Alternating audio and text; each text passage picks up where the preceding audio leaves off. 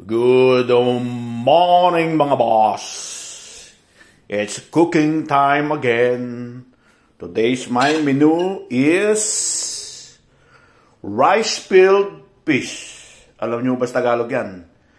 Dalagang bukid. Ito po ang aking lunch for today. Pipirito po tayo. Ayan.